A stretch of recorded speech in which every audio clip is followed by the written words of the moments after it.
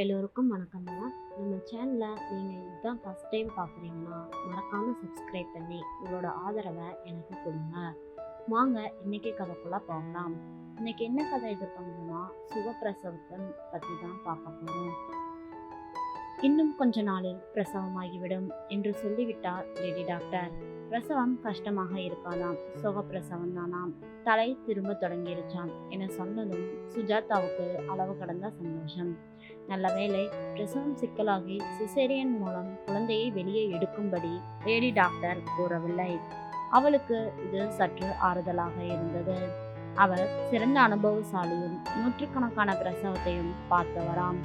பிரசவம் ஆகிற நாள் வரை சுகப்பிரசவம் தான் என சொல்லிவிட்டு கடைசி நேரத்தில் காசு சம்பாதிக்கும் நோக்கத்தில் பிரசவத்தில் சிக்கல் ஏற்பட்டு விட்டது. தலை எக்கச்சக்கமாக திரும்பி வெளியே வர முடியாதபடி மாட்டிக்கொண்டது. சிசேரியன் தான் பண்ணணும், அப்பத்தான் குழந்தையும் அம்மாவும் பிறப்பார்கள் என சொல்லி காசை பிடுங்கிறவர் இல்லை அந்த லேடி டாக்டர். அதே சமயம் தாயும் செய்யும் சேமமாக பிரிந்தால் போதும் என நீட்டிய காகிதத்தில் கையெழுத்து வாங்குபவரும் இல்லை. இதனால் அவளுக்கு சற்று ஆறுதலாக இருந்தது. ஆனால் அவள் மனமும் சந்தோஷமில்லாமல் வேறொன்றை நினைத்து கவலைப்பட்டு கொண்டிருந்தது. அது எக்கச்சக்கமாக வரப்போகும் ஹாஸ்பிட்டல் பில்லை தன் கணவர் சைலேஷ் எப்படி சரிகட்ட போகிறார் என்ற கவலை அல்ல, அதையும் தாண்டி தனது தாயை பற்றினதுதான். சைலேஷின் அப்பாவும் அம்மாவும் திருநெல்வேலியில் இருந்தனர். அம்மாவுக்கு உள்ளூரில் வேலை, அப்பாவுக்கு பக்கத்து கிராமத்தில் வேலை. இருவரும் சொந்த வீட்டில்தான் இருக்கிறார்கள். அவர்களுக்கு 2 பேருக்குமே இன்னும் சர்வீஸ் காலம் இருக்கிறது. அவர் தனது ஆபீஸுக்கு பக்கத்தில் சென்று வருவார்கள். அம்மாவுக்கு உள்ளூர் என்பதால் பிரச்சனை இல்லை. ஆனால் அவளின் அம்மாவுக்கு அப்படி இல்லை. அவளும் வீட்டிற்கு ஒரே பிள்ளை, சைலேஷும் வீட்டிற்கு ஒரே பிள்ளை. அவன் சென்னையில் இருந்தான். திருவல்லிக்கேணி மேன்ஷன் ஒன்றில் தங்கி மெஸ்ஸில் சாப்பிட்டு கொண்டு பேங்கில் வேலை செய்து கொண்டிருந்தான். அது தேசியமயமாக்கப்பட்ட வங்கி அல்ல, தனியாருக்கு சொந்தமானது. நல்ல லாபம் இருந்ததால் அவன் வேலை பறிப்போய்விடும் என்ற கவலை இல்லை. அவன் தனது வீட்டுக்கருகிலே மாற்றல் வாங்கி கொள்ளலாம் என நினைத்தார்கள் லிங்கமும் சகிலாவும். ஆனால் அந்த வங்கிக்கு திருநெல்வேலியில் கிளை இல்லை. உள்ளூரிலே கிளை இருந்தாலும் வேலை மாற்றலாகி வந்து கூடவே வைத்து கொள்ளலாம் என்ற பெற்றோரது ஆசை எண்ணமும் ஈடேறவில்லை. பக்கத்தில் இல்லை என்பதற்காக பிள்ளைக்கு கல்யாணம் செய்து வைக்காமல் இருக்க முடியுமா? அவன் மாலையும் கழுத்துமாய் மனைவி குழந்தைகளோடு குடும்பம் நடத்துவதை பார்க்க அவர்களுக்கும் ஆசை இருக்காதா? பேர குழந்தைகளை கொஞ்ச வேண்டும் என்ற ஆசையும் களைப்பும் சோர்வும் கூடவே பக்கமும் அண்டாதே. பெண் பார்க்க தொடங்கி விட்டார்கள். ஏகப்பட்ட பெண்ணை பார்த்தார்கள். இதை புரிந்து கொண்ட சைலேஷ், நீங்கள் எந்த பெண்ணை பார்த்து கல்யாணம் செஞ்சு வைக்கிறீங்களோ எனக்கு அதில் பரிபூர்ண சம்மதம் என சொல்லிவிட்டான். கடைசியில் சுஜாதாவை தேர்ந்தெடுத்தனர் லிங்கமும் சகிலாவும். சுஜாதாவுக்கு அப்பா இல்லை, அம்மா மட்டும்தான். அவர்கள் வீட்டு பக்கத்தில் உள்ள அம்பாசமுத்திரத்தில் தான் இருந்தார்கள். குடும்ப ஓய்வூதியம் கொஞ்சம் இருந்ததால் அவர்கள் ஜீவிக்க அந்த ஓய்வூதியம் போதவில்லை. சொந்த வீடு என்பதால் வாடகை இல்லை என்றாலும் மற்ற செலவுகள் இருந்தனவே. அதை ஈடுகட்டி தானே செலவை சமாளிக்க முடியும். சுஜாதாவின் அம்மாவுக்கு வாய்ப்பாட்டு தெரியும். சின்ன வயதில் வீட்டிற்கு ஒரு பாகவதர் வந்து செல்ல அவர் பாட்டு கற்றுக் கொடுத்து விட்டார். சுசீலாவின் வீட்டில் ஒரு கிராமபோன் கருவியும் நடுவே இசைத்தட்டுகளும் இருந்தனர். அதில் கம்பெனியின் இசைத்தட்டு, சிவப்பு லேபிள் ஒரு நாய் உட்கார்ந்து கொண்டிருக்கும் படம் இருக்கும். கீ கொடுக்க வேண்டும், ரொம்ப கொடுக்க கூடாது. ரொம்ப கொடுத்தா உள்ளே இருக்கிற ஸ்பிரிங் உடைந்துவிடும். அப்புறம் கிராமபோன் வேலை செய்யாது, பாட்டும் பாடாது. அதிலுள்ள கூர்மையுள்ள ஊசிகளை திருகிவிட்டால் அதில் கை செருகி டைட் செய்து பின் ஓடும் இசைத்தட்டின் விளிம்பின் ஓரத்தில் அதை பாடும்படி வைத்துவிட்டால் போதும். MS சுப்புலட்சுமி, GNV, தியாகராஜ பாவதர் போன்றோரின் பாட்டுகள் எல்லாம் கணீர் என்று கேட்கும்.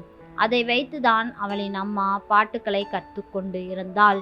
அவளுக்கு கர்நாடக சங்கீதத்தின் மேல் அளவு கடந்த பிரியம். ஒரு டைம் பாட்டு வாத்தியார் சொல்லி கொடுத்ததுமே மறு வேளையில் கச்சேரி செய்யும் அளவுக்கு இசையில் தேர்ச்சி பெற்றுவிட்டாள் சுசீலா.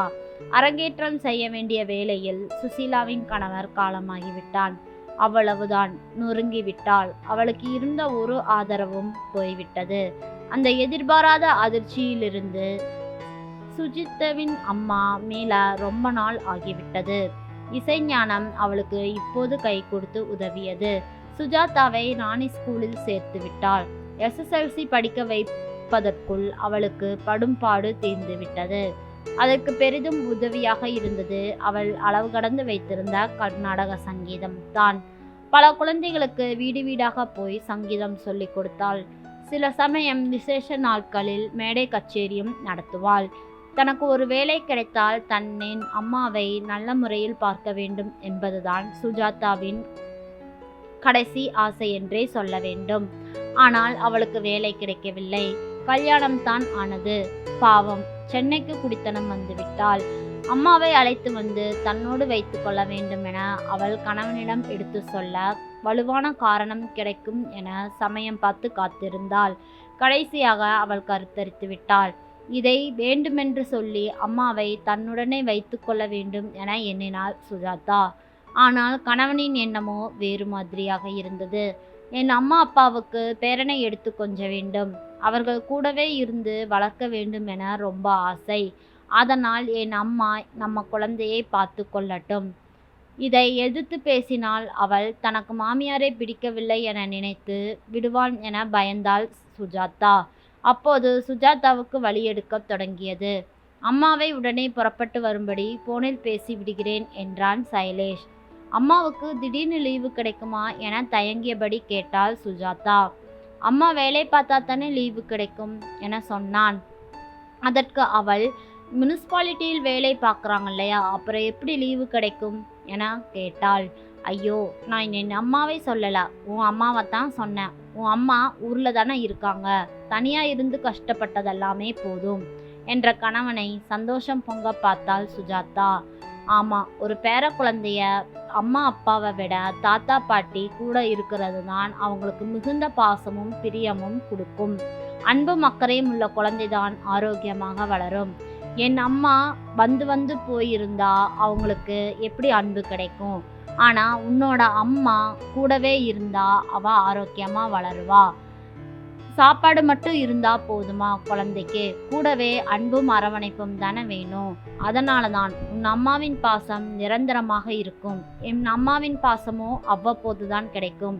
இதைய வச்சு தான் உன் அம்மாவை நம்முடைய இருக்க செய்யலாம்னு தீர்மானிச்சிட்டேன் என்ன சொல்லிய கணவனை கட்டி அணைத்து கொண்டாள் சுஜாதா. அவள் சந்தோஷத்தில் சுகப்பிரசவத்தில் அழகான குழந்தையை பெற்றெடுத்தாள். தனது அம்மாவை அழைச்சிட்டு வந்து உடன் வைத்து நல்லபடியாக பார்த்து கொண்டாள். நன்றி.